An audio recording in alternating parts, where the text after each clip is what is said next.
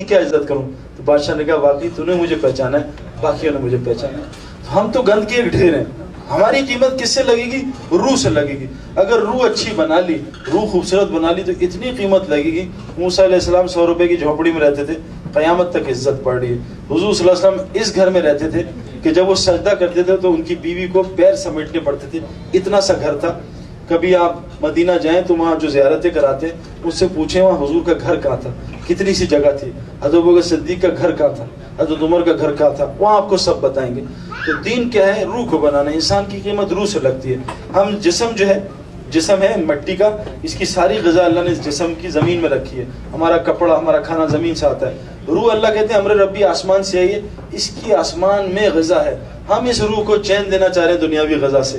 ایک آدمی خچر کے ساتھ کسی کے گھر گیا، اس مہمان نے خچر کو اندر بلا لیا اور سوار کو باہر کھڑا کیا۔ 3 دن خچر کو خوب کھلایا، خوب پلایا، خدمت کی۔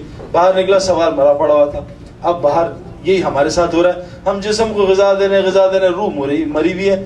روح اصلی جنازہ دیکھ کے روتی نہیں، فلموں کا جنازہ دیکھ کے رونا شروع کر دیتی۔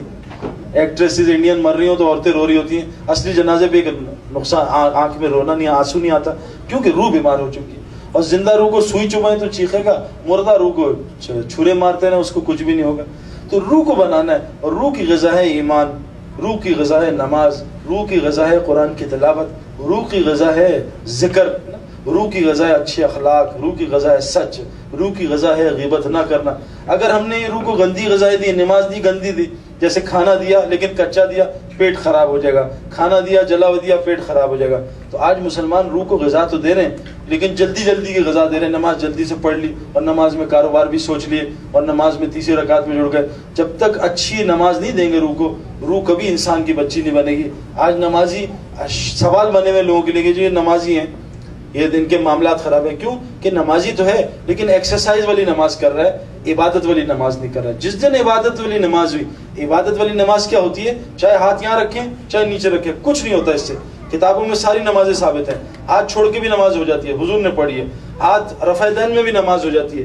یہ اختلاف چلتے رہیں گے۔ میں نے کرکٹ 4 لڑکوں سے سیکھی، عمران خان، سلیم ملک، اعجاز احمد، وسیم اکرم، چاروں میں اختلاف تھا باتوں میں، چاروں گریٹ پلیئرز تھے۔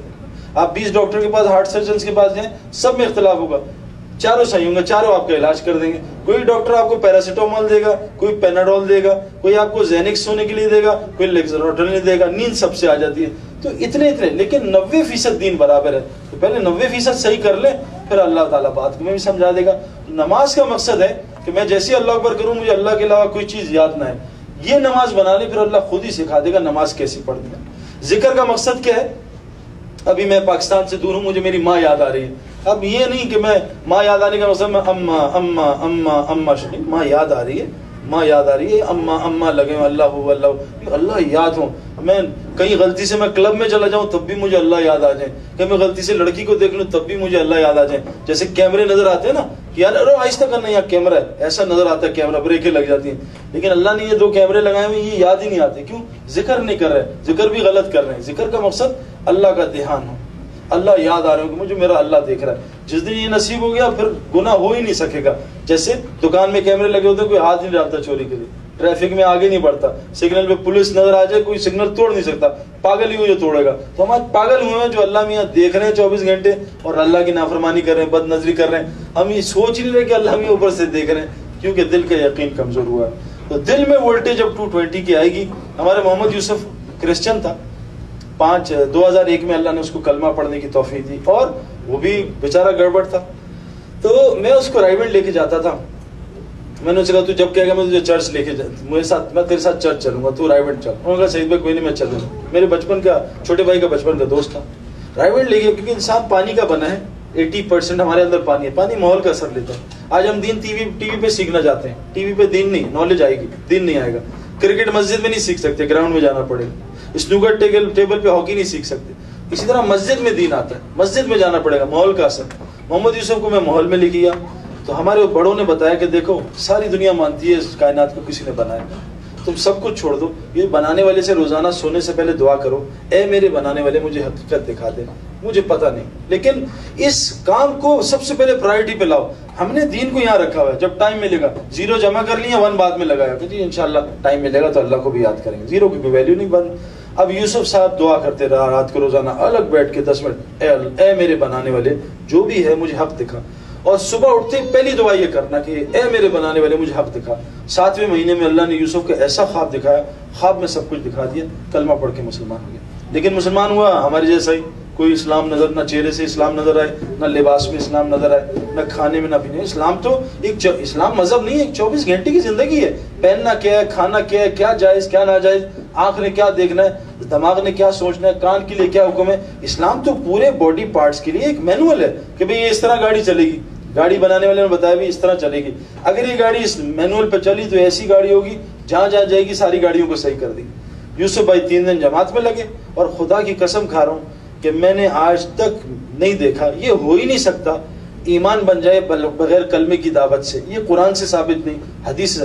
جو کلمے کی دعوت نہیں دے گا اس کا ایمان بن نہیں سکتا. قرآن میں اللہ یہ بات فرما رہے ہیں، ایمان بنانے کے لیے غیب کی دعوت دینی پڑتی ہے، منہ سے بولنا پڑتا ہے، اللہ کی عظمت بڑائی کو بولنا پڑتا ہے. جیسے پیزا ہٹ کی مارکیٹنگ کرتے ہیں، جیسے میک ڈونلڈ کی مارکیٹنگ کرتے ہیں، وہ آتی ہے. اللہ کی بڑائی 2 منٹ نہیں بول سکتے. کیا ابھی کسی کو کھڑا کر دیں بھائی بنانے والی کی بڑائی بیان کروں گا نہیں ہاں یہ آپ کے چیئرمین ہیں لوسنٹ ٹیکنالوجی کے، اس کی ذرا بڑائی بیان کرو، 2 گھنٹے بھی ویسے ہی بیان کریں گے، اس سے پلنے کا یقین. تو آج اللہ کی بڑائی، تو جو اللہ کی بڑائی بیان نہیں. اس لیے تمام انبیاء کا حضور صلی اللہ علیہ وسلم تک طریقہ ایک ہی رہا ایمان بنانے کا، وہ کلمے کی دعوت. اسی لیے 10 سال تک کوئی حکم نہیں اترا، نماز بھی 11ویں سال میں ملی. 10 سال تک صرف ایمان بنا، زمین میں استعداد پیدا کی کہ زمین میں بیج ڈالنے کی استعداد پیدا کریں. بغیر استعداد ڈالے بیج ڈالیں گے بیج ضائع ہو جائے گا. تو یوسف کا ایمان بنائے گی نہیں، محنت کے لیے 3 دن نکلا.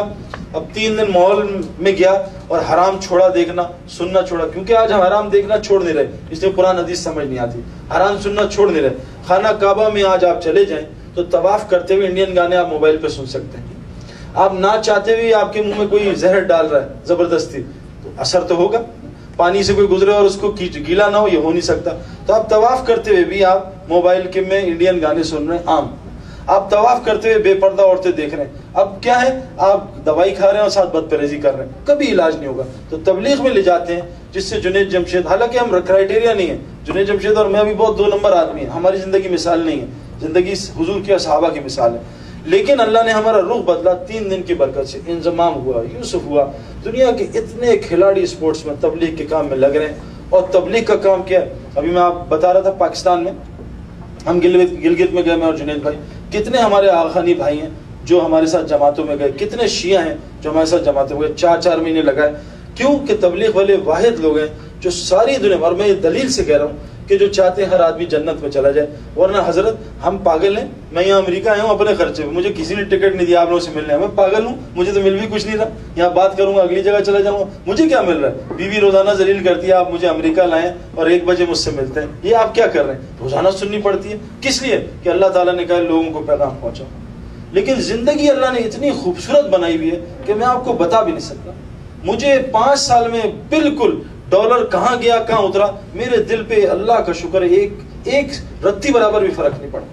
پاکستان میں کیا ہو رہا ہے، کتنے مرے کتنے زندہ ہوئے، مجھے کک فرق نہیں پڑا. ہم کیا کرتے ہیں، آج جا کے وہاں محنت کرتے ہیں جہاں حالات خراب ہیں، اپنا جان مال لگے. ابھی لمز یونیورسٹی سے 3 ڈاکٹر میرے چھوٹے بھائی کے ساتھ ساؤتھ امریکہ جا رہے ہیں، اور ہر ڈاکٹر کی تنخواہ 3.5 لاکھ روپے ہے.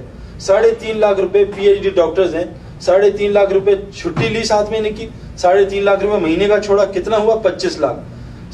5 لاکھ خرچہ ان کا ساؤتھ امریکہ جانے کا، کتنا ہوا 30 لاکھ. اور 7 لاکھ 7 مہینے میں گھر دے کے جا رہے ہیں 37 لاکھ. 3 PhD ڈاکٹر 37 لاکھ قربان کر کے ساؤتھ امریکہ جا رہے ہیں لوگوں سے ذلیل ہونے کہ مسلمان کو سمجھا دیں. کوئی پیسہ نہیں لینا، کوئی شاپنگ نہیں کرنی، اور 37 لاکھ روپے خرچ کر کے جاتے ہیں. یہ صرف تبلیغ میں ہو رہا ہے، باقی کہیں بھی نہیں ہو رہا. باقی آؤ بھائی یہاں چندہ ہو رہا ہے، چیریٹی کا کام ہے، آؤ جی